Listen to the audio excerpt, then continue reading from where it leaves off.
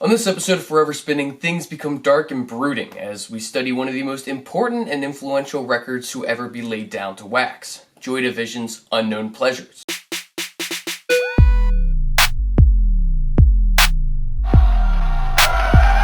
Perfect!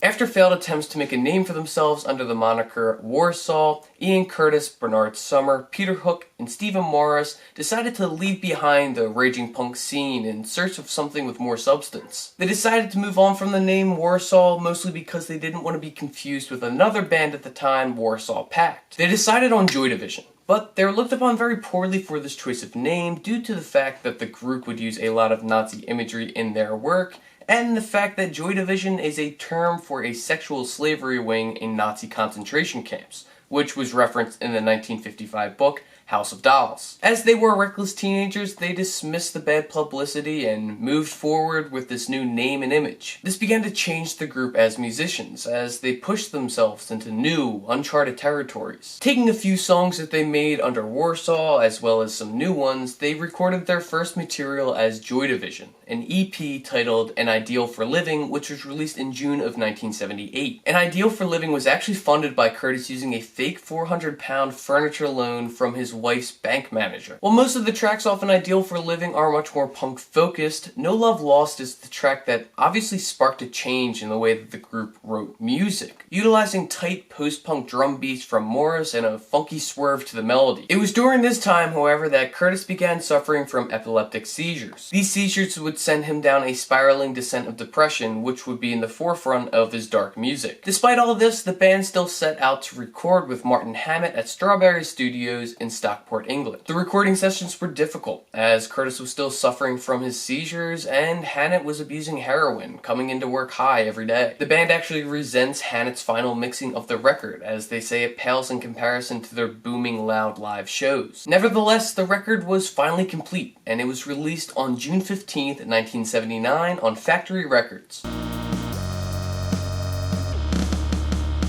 So Factory Records actually chose not to release any singles alongside of the release of Unknown Pleasures, so as opposed to doing actual singles, since there are none, I would just pick out 3 tracks that I think are incredibly interesting to talk to you about. The first track I want to talk about is the album's opening track, Disorder. There are few tracks as recognizable by just the opening drum pattern alone than Disorder. The lyrics themselves can be dissected in a variety of ways, but I think it makes the most sense when you factor in Curtis's epileptic seizures. Curtis felt like an outcast, and this song hones in on his depressed and alienated nature, specifically in lines like, "It's getting faster, moving faster, now it's getting out of hand. On the 10th floor down the back stairs, it's no man's land. Lights are flashing, cars are crashing, getting frequent now.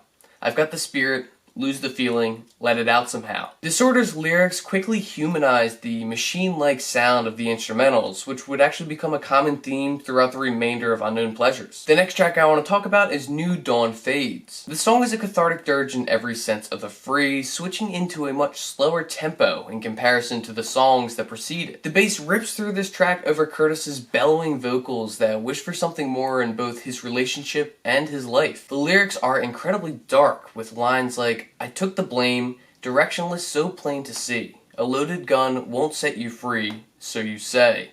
And the final howling lines, "It was me, waiting for me, hoping for something more. Me, seeing me this time, hoping for something else." Deborah Curtis, Ian's wife, reflected a lot about his lyrics after his death, going so far to even write, quote, "It was too impossible to comprehend that he would use such a public method to cry for help." As self-absorbed as Curtis became over his years in Joy Division, it is pretty remarkable how much he was pouring his heart out into these lyrics, some of the only true evidence that we have about his terrible mental state. The final track I would like to talk about is She's Lost Control, a song that was light years ahead of its time. The instrumental is otherworldly, being an early predecessor to what New Order's sound would eventually be following Curtis's death. The lyrics tell tell the story of an epileptic woman who was going through a seizure, but she was still coherent enough to say, quote, "I've lost control again, I've lost control again." He uses this woman to represent himself as he laments the fact that he could have a seizure at any given moment, whether it be on stage, in the studio, or at his own home. Even before being diagnosed with his condition, he naturally danced on stage in a very contorted, abnormal way, looking much like someone who was having a seizure. And when he would eventually have these episodes on stage, those two worlds collided and you didn't know whether he was dancing or suffering a seizure. It was utterly embarrassing for him, and She's Lost Control was his way of expressing that feeling. Normally during this section, I talk to you about how much this album either means to me personally or to just the music world in general, but I'm going to hold off on that. For those of you who don't know the ending story of Ian Curtis and subsequently Joy Division in general, it's a downward spiral. Curtis's seizures continually got worse throughout the last year of his life. He became erratic and unpredictable, touring with him was nearly impossible, and he began having an affair with a woman while they were on tour with the Buzzcocks. His life was quickly unraveling around him as his mental health began to plummet. He first attempted suicide on April 6, 1980. He began to recover from this attempt as everyone around him pushed off the band's duties to make sure that he made a full recovery. Unfortunately, it was too little too late, as he would successfully commit suicide on May 17th, 1980. His wife found him hanging in their apartment while Iggy Pop's The Idiot was spinning on the turntable. This was the end of Joy Division. Obviously, it's an incredibly dark way to end this episode. Joy Division decided to take some time off and eventually would become a brand new group and a much more successful group, New Order. But Curtis's legacy is one that will never be forgotten. He was a brilliant man trapped inside a plagued mind. His ship was destined to sink, but it didn't have to be so soon. I think we can learn from both Curtis and Joy Division as a whole. Joy Division, their managers, Factory Records, they all pushed Ian too hard when he really couldn't do it. Some bandmates noticed this and they would try to help out, but it wasn't doing anything with the constant touring. So if you ever see one of your friends and they're hurting or going through a tough time, make sure that you reach out and talk to them. And on Ian's side of things, he pushed himself too hard. He didn't need to put in all the work that he did at the time because I think that in the end, he worked himself to death. So if you are personally struggling, make sure to go talk to somebody or take some time off. Once again, I know this is a touchy subject, so I have linked below a suicide hotline website if anybody needs it. Just because things seem bad, there is always a light at the end of the tunnel. I know how cliche that sounds, but it's the truth. It's funny because at this point, after talking about all this stuff, it seems kind of pointless to even talk about the legacy of this record, because I feel like all that I said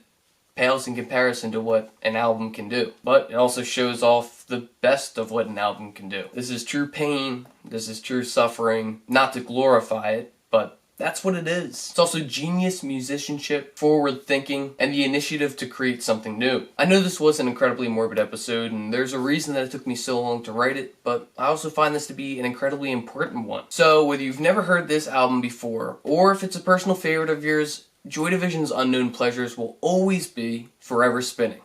Thanks for watching.